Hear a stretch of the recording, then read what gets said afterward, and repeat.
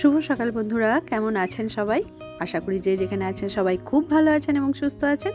Lifestyle is সুতোপার আরও একটি নতুন দিনের নতুন ভিডিওতে আপনাদের সবাইকে স্বাগত জানাই। আজ মঙ্গলবার, সকাল এখন 7টা। রান্নাঘরে চলে এসেছি। রান্নাটা তাড়াতাড়ি করে নেব। বাঁধাকপি করব, সেই জন্য বাঁধাকপিটা কেটে নিয়েছি। আর এটা বাঁধাকপির আলু। আর এইটা হচ্ছে ছাদে যে স্প্রিং অনিয়নটা হয়েছে, সেই স্প্রিং অনিয়ন বা পেঁয়াজ পাতাগুলো কেটে নিয়েছি। আলুটাও কেটে নিয়েছি, এটা পোস্ত করব। আর একটা শসা কেটে নিয়েছি। আর এইদিকে যে টমেটোটা নিয়েছি, এটা বাঁধাকপিতে দেওয়ার জন্য। আর উচ্ছে আলু ভাজা করব, সেজন্য কেটেছি। আর এটা এই টমেটোটা হচ্ছে চাটনি করব। এদিকে ডাল আর ভাত বসিয়ে দিয়েছি। ডালটা প্রায় সিদ্ধ হয়েই এসছে। ডালটা ফোড়ন দিয়ে নামিয়ে নিয়েছি। আর এদিকে পোস্তটা বসিয়ে দিলাম, আলুটা ভাজতে দিয়েছি, ওদিকে উচ্ছেটাও ভাজতে দিয়ে দিলাম। তো আলুটা ভাজা হয়ে গেলে একটু পেঁয়াজ পাতাগুলো দিয়ে দিলাম। এবার অল্প একটু নুন দিয়ে এটা ঢাকা চাপা দিয়ে সিদ্ধ হতে দেবো। এদিকে সিদ্ধ হতে থাক, আর আমি পোস্তটাও মেটে নেবো। তবে এদিকে আলুটা দিয়ে উচ্ছে আর আলুটা ভাজতে দিয়ে দিলাম। সব সবজিগুলো একবারে কেটে রেডি করে নিলে না এরকম ঝপাঝপ বসিয়ে দেওয়া যায়। দুদিকে দুটো বসিয়ে দিলাম। এই যে এখন সব রেডি হয়ে গেছে। চাটনিটাও কিন্তু করে নিয়েছি এরই মধ্যে। আর বাঁধাকপিটা করছি আমার আর রনির জন্য আপাতত ব্রেকফাস্ট খাবো বলে। আমি মুড়ি দিয়ে খেয়ে নেবো, আর ওকে ভাবছি দুটো রুটি করে দেবো। আর ওর বাবা ভাত খেয়ে নিল, তবে অফিস যাবে না, একটু ওর নিজের কাজে বেরোবে, তাই ভাত খেয়ে ও বেরিয়ে গেল। আর রনির আর আমারও ব্রেকফাস্ট হয়ে গেছে। সব কিছু রান্নাবান্নাও কমপ্লিট, ব্রেকফাস্টও কমপ্লিট, সব কিছু ওদিকটা সেরে। আর এদিকে যে সকালের কাজকর্মগুলো কিছুটা করে রেখেছিলাম। বিছানাপত্র তো আমি গুছিয়েই নিয়েছিলাম ঘুম থেকে ওঠার পরেই, কিন্তু অনেক দিন হয়ে গেল এইটা বেড কভারগুলো চেঞ্জ করা হয়নি, সেজন্য আজকে একটু বেড কভারটা চেঞ্জ করে দেবো। আর এইটা যেটা পাতা ছিল এটাও ধুয়ে দেবো। তবে আজকে সকাল থেকে না খুব ভালো একটা রোদ ওঠেনি, কেমন মেঘলা মেঘলা করে রয়েছে। পরে ভেবেছিলাম যে একটু ভালো হয়তো কড়া করে রোদ উঠবে, দেখবেন যেদিন বেশ কুয়াশা থাকে পরে রোদটা বেশ ভালোই কড়া হয়। তবে আজকে খুব একটা রোদটা কড়া হয়নি, হালকা রোদ হয়ে রয়েছে। তো যাই হোক, তবুও সময় যখন আছে কেচে দেবো, যতটা শুকাবে, না হলে বাকিটা কালকে শুকিয়ে যাবে সকাল থেকে দিয়ে দিলে। তো সেজন্য সব তুলে এখন গুছিয়ে রেখে দিচ্ছি বিছানাটা। ঘরের কাজগুলো করতে করতেই একজন ঠেলা করে এই সব প্লাস্টিকের জিনিসগুলো নিয়ে এসেছে। এদের কাছে বিভিন্ন ধরনের জিনিস পাওয়া যায়। এই যে এটা চামচ টামচ রাখার জন্য নিলাম, হাতা চামচ এগুলো রাখবো বলে। আর কয়েকটা না এরকম হ্যাঙ্গিং টব কিনলাম। এই হ্যাঙ্গিং টব আমার আগে ছিল না। এই বারান্দা বাগানে হ্যাঙ্গিং টবে বেশ 2-4টে গাছ বসিয়ে দিলে ভালোই লাগবে। ভাবছি কয়েকটা পিটুনিয়া গাছই বসিয়ে দেবো। ছাদে অনেকগুলো হয়েছে, তো ওদের কাছে কিন্তু অনেক এই টুকটাক জিনিসগুলো থাকে কিন্তু। তো এই একটা আরও একটা টব নিয়েছি, তবে ওইটা খুব একটা না শক্তপোক্ত হয়নি, একটু পাতলা মতো। আর কয়েকটা এরকম ছোট গামলা নিলাম। এইগুলোতে ভাবছি যে জবা গাছগুলো রিপোর্টিং করব। অনেকগুলো জবা গাছ রয়েছে। আর এই বড় গামলাটায় একটা লেবু গাছ আছে আমার নিচে, ওই লেবু গাছটা বসাবো ভাবছি। এখন সমস্ত ফার্নিচারগুলো একটু ডাস্টিং করে নিচ্ছি। সকাল থেকে টিভিতে তো ঠাকুরের গান চলে, আর এখন এই কাজ করার সময় না আমি একটু রবীন্দ্রসঙ্গীত নয় একটু আধুনিক গান যখন যেরকম আসে ওরকম চালিয়ে দিই। গান শুনতে শুনতে কাজ করতে বেশ ভালোই লাগে।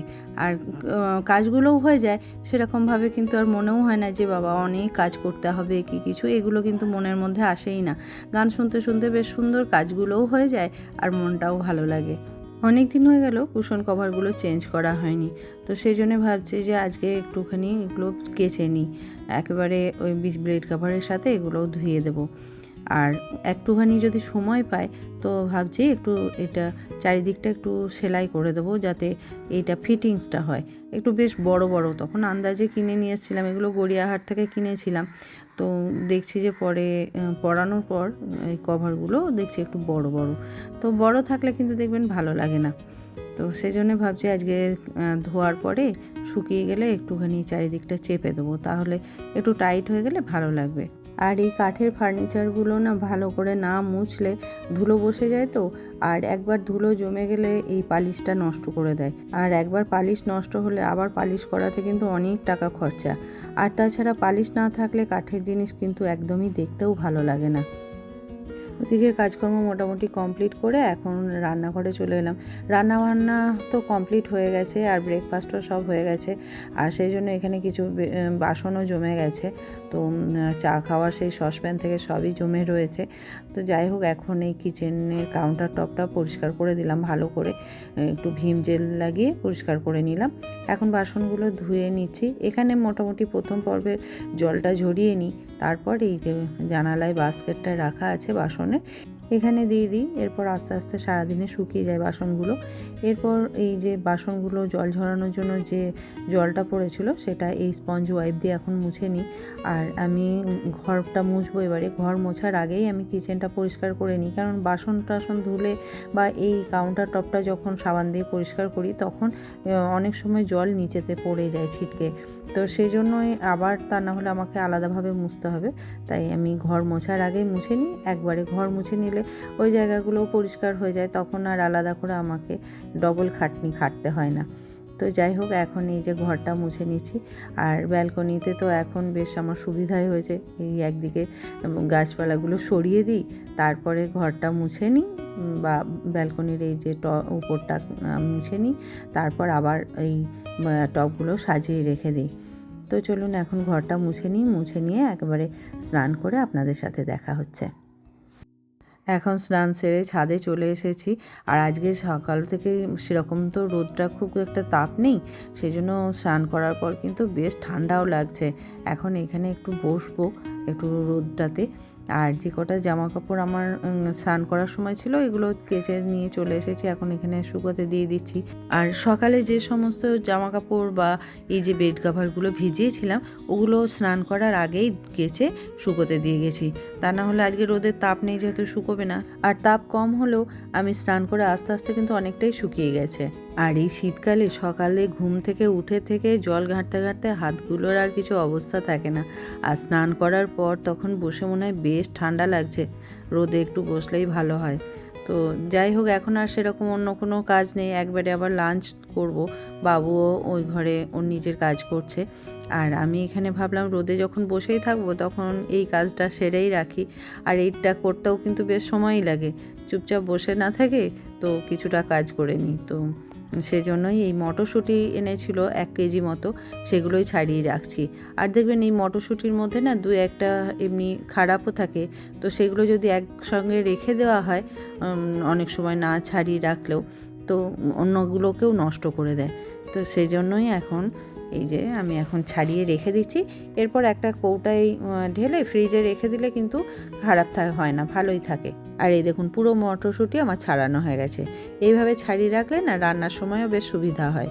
এখন লাঞ্চ সেরে ছাদে চলে আসলাম একটা কমলা লেবু নিয়ে। রনিটা তো একদম ফল খেতেও চায় না, ওর হাতে একটা দিয়ে আসলাম। আর ওকে বললাম চল ছাদে যাই, আজকে তো বেশ ঠান্ডা ঠান্ডা আছে।